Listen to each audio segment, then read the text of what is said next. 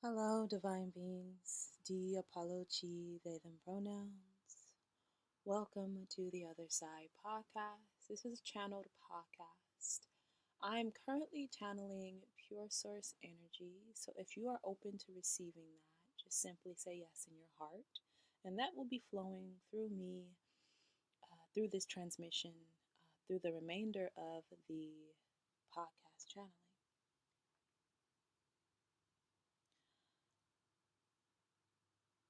Today, we're going to talk about the beauty of isolation.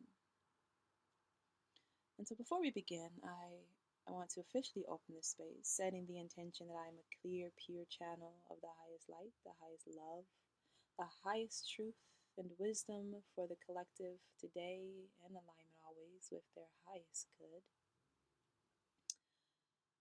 And I thank my spiritual team for helping me remain in energetic integrity and sovereignty as I do so.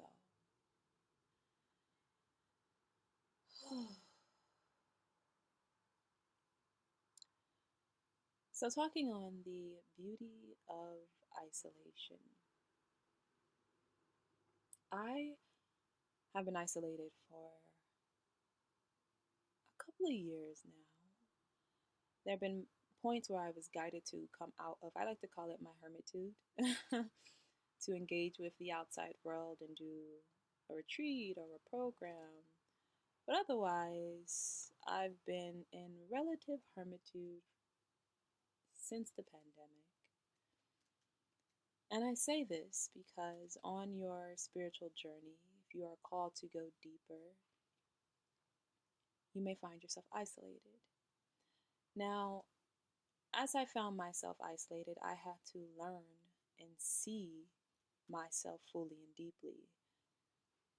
No longer were there distractions or people who could pull my attention away from me. I had to learn to be with myself, to confront myself.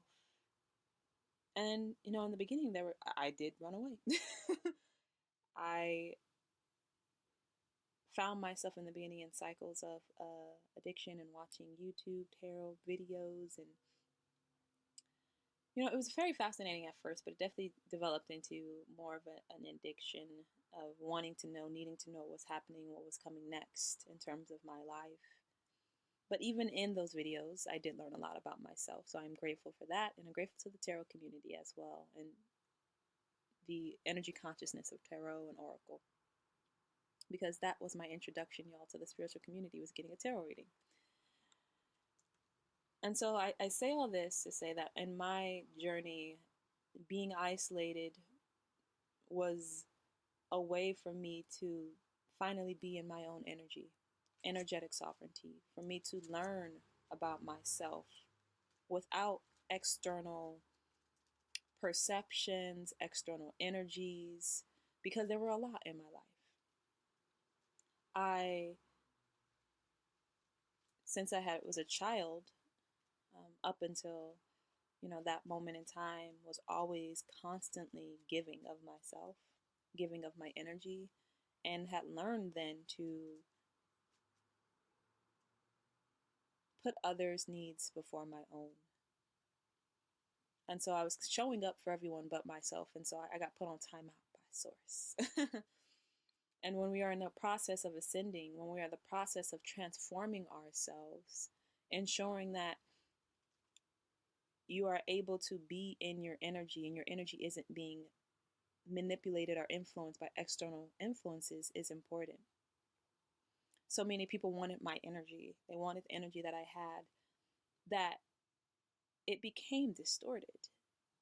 When people are constantly pulling on your energy, whether they know it or not, whether they know that they're being energy vampires or not, they attach themselves to your energy field. And so I had, up until last year, I was carrying so many people energetically, y'all. When I went to go get a quantum healing done by another fully awakened Black woman, starseed. And she was just like, you have all these cords. You ready to let it go? I said, yes, please. Because when you're on your journey and you're ascending and you are trying to ascend, all the cords that are attached to you are also going to be trying to ascend with you. So you're literally pulling these people along with you. And so imagine you are at the bottom of a mountain and you're trying to climb the mountain, but on your waist belt, you have like 30 energetic cords attached to 30 other people you're trying to lug up the mountain with you. And so that's what was happening for me. And so being in my own energetic sovereignty required that I be isolated, knowing and understanding what it was to purify my energy. When we think of the word pure, it means to return back to its original state. It's different from cleanse. Cleanse is to release particular energy particles, but to purify means to go so deep into the cleansing process that that energy is returned back to its original state. So I was in the process of purification, the process of returning my energy back to its original state. And that is the state that I was born with, right? We all come into the world with an energetic signature that is pure. Even if we come with different karmas and things to work out, it is the purest state that it is when we are first born into this world. And so during an isolation, it was me learning what was mine and what wasn't. And in that process, I realized that there were so many expectations, so many, and these, any expectation, anything that is projected onto you can become an energy that you take on into yourself. So I was realizing that there were so many energetic expectations, so many projections, so many ideas of who I am that were not anywhere near who I actually was, that I had taken on into my energy field, that I had claimed as mine that weren't.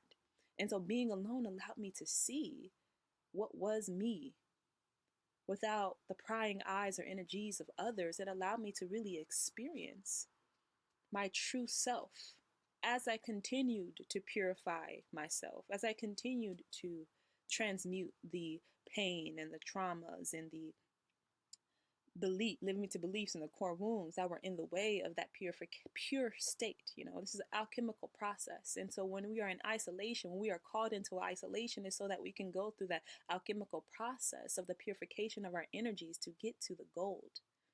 In alchemy, it's called the philosopher's stone, the gold. And the gold is it's your soul in its pure state.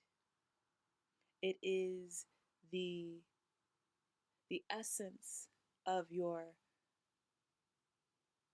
energetic vibration state that is encoded within your etheric templates that you came here to live out.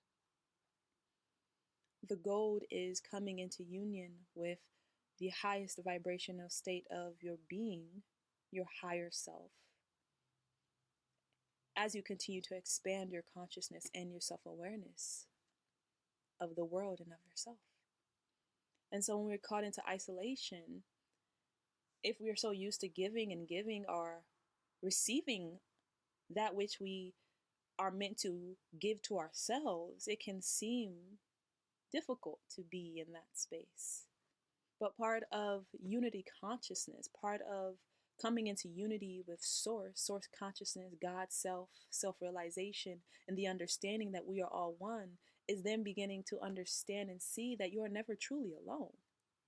And so in isolation, I learned how to talk to myself, my higher self.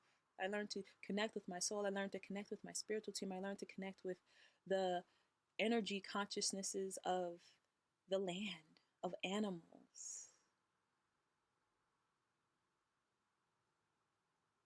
External to me, my best friend is my spiritual guide, homie, companion, my cat, Dee. And we have conversations because I learned how to, as my consciousness, of course, expanded and my awareness expanded, I learned how to be with my spiritual abilities to speak with him. And so isolation is never a punishment. It is a time and period where we are called into the womb of our being, into the darkness of our being, so that we can gestate. It is a time where we are called to be the caterpillar in its chrysalis, knowing that eventually we will emerge a butterfly. But in that process, that caterpillar is turning into goo. It is going through a transformational process to completely obliterate everything that was so it could become and be rebirthed anew. And so transformation is that period where we are called into the cave of ourselves so that we can go through that process, so we can do the self-reflection, so we can learn who we are, so we can do the shadow work, so we can go through the purging, the transmuting, the ascension of our energies as they continue to raise and vibratory rate and reach new frequencies and thus expand our awareness and consciousness. Because each and every one of us is from source. We are all multidimensional beings, each and every one of us.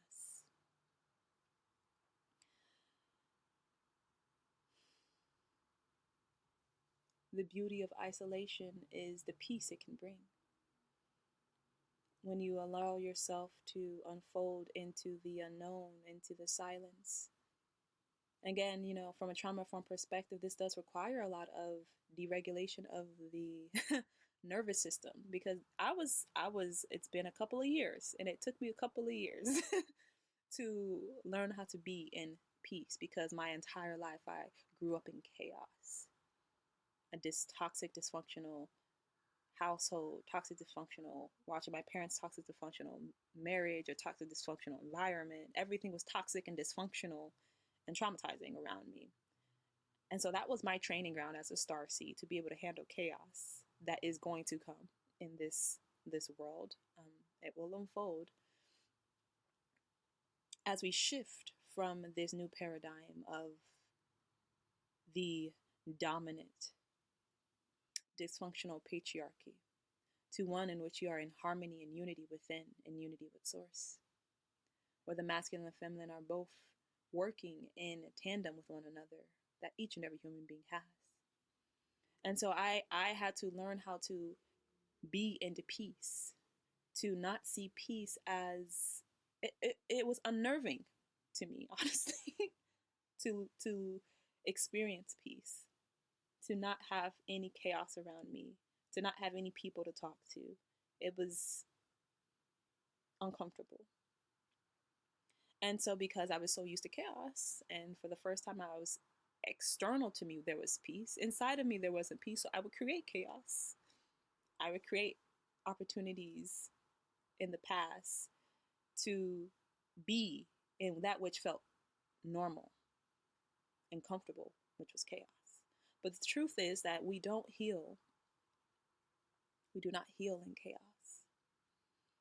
To heal, to come into harmony, requires peace, atmosphere of peace, an atmosphere of calm, so that we can feel safe enough to unravel, safe enough to unfold, safe enough to go to those vulnerable places and spaces within our being and to see that which is there, safe enough to look at ourselves and our shadows and say, wow, okay, I didn't realize that there was this part of me that was staring me in the face and others in the face this entire time. But okay, I see you.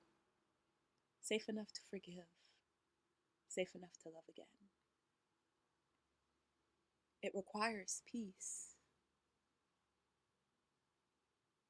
There's a reason why this world is kept in so much chaos.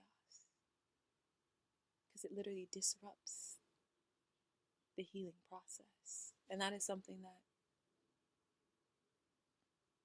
I learned when I was sent off, guided to go to the island of Hawaii, and for the first time was confronted with peace and didn't know what to do with it. It took some time, but I was on edge for a big part of my time there, trying to figure out how to be in peace, to deregulate my nervous system, doing it with the ocean, doing it with the land, doing it with my breath and my body and my meditation. And so the beauty of isolation is that you can start to see those parts of you that have been waiting for you.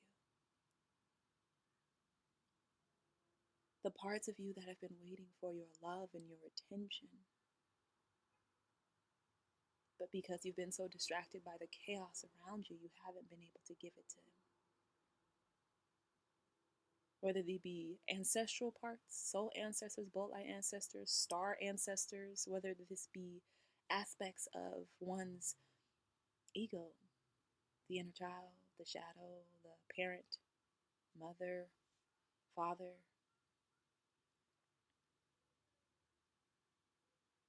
The beauty of isolation is that it allows us that space to breathe, to really breathe and decompress. If you are willing and allowing yourself to crumble during the spiritual ascension process and overall just transformative process, when we enter there's a time period in which you're going through an ego death, and then you enter the dark night of the soul, and that requires that you go into the void, all there is, and yet there is nothing, and it's quiet, it's still, and you're wondering why is it so quiet and still. And it is in that place you are meant to be, because it is in that place where energetically you're being upgraded. Your spiritual team, your higher self is working on you. They're taking things out, putting things in. You're going through a transformative shift in your energies, vibrations.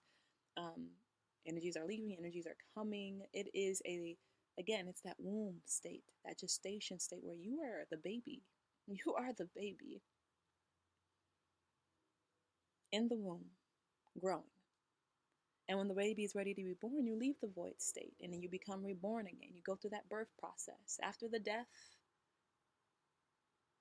is the rebirth. But first, you must die. And you must meet that frequency and energy of death. And it is more difficult to do that when you are surrounded by chaos and other people who want your time, who want your attention.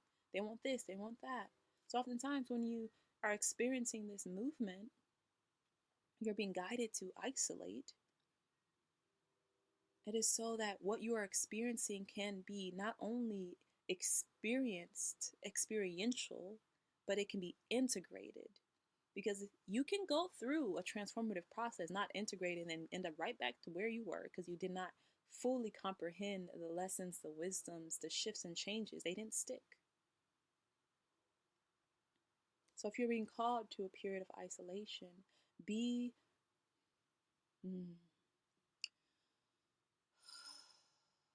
cognizant of who it is that you are around, who you allow within your sacred womb of transformation.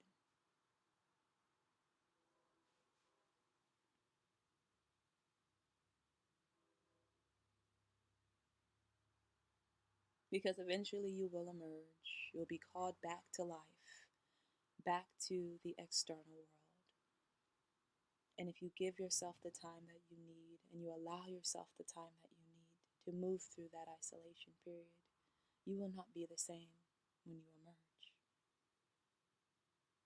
Now, there's a difference between isolating because you're running away from something and isolating because you're called to move through a period of transformation, unencumbered by others as much as you can.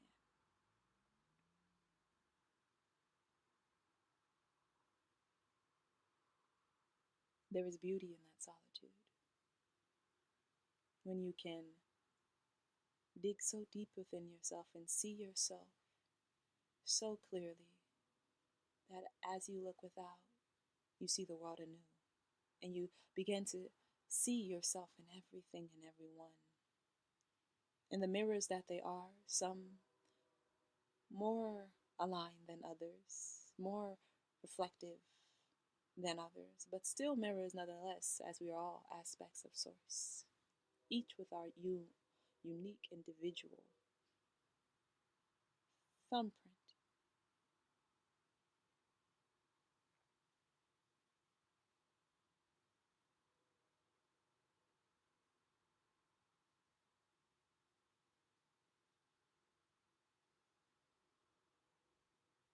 So it is in isolation we come back to ourselves.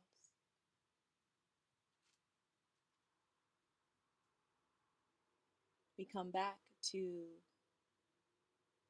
the core of who we are, our energy, our spirit,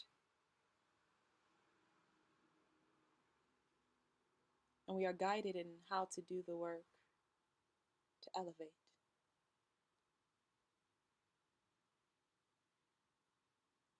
And to continue to grow on our journeys to source and beyond.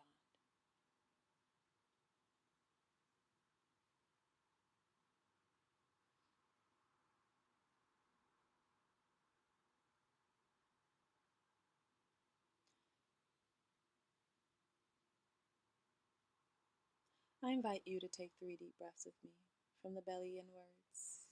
And as we breathe out, just audibly.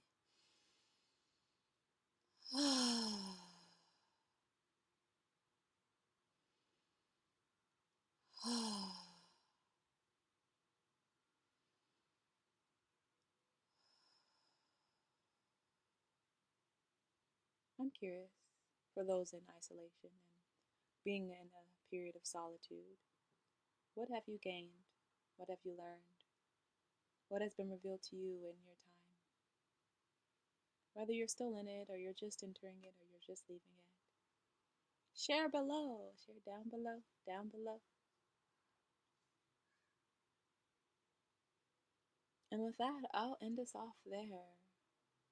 Closing off this space, thanking you wherever, whenever you are for showing up for yourself, for your growth, for your truth. I don't take it for granted, and I'm grateful for you.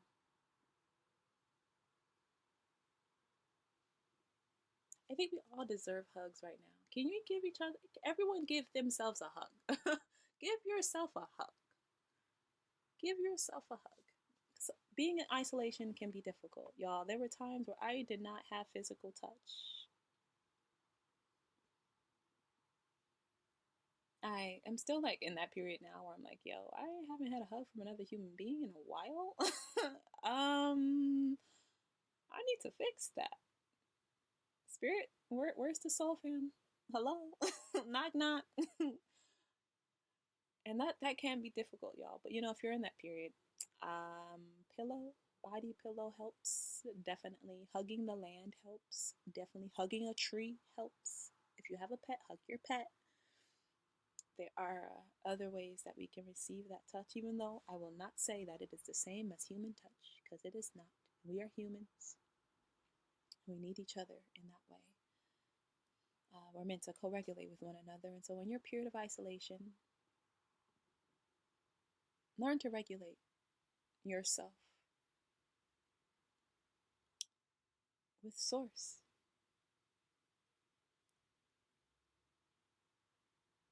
Knowing that source is the provider of all that you need, and your security and the love.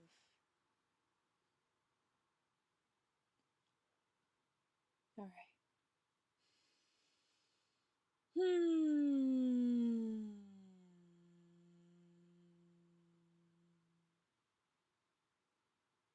Thank you, spiritual team, for holding this space with me energetically so I can remain in integrity and sovereignty. I send you off. I love you. Take care of yourself deeply. Deep, deep, deep, deep self care. Deep, deep, deep, deep self care. Peace.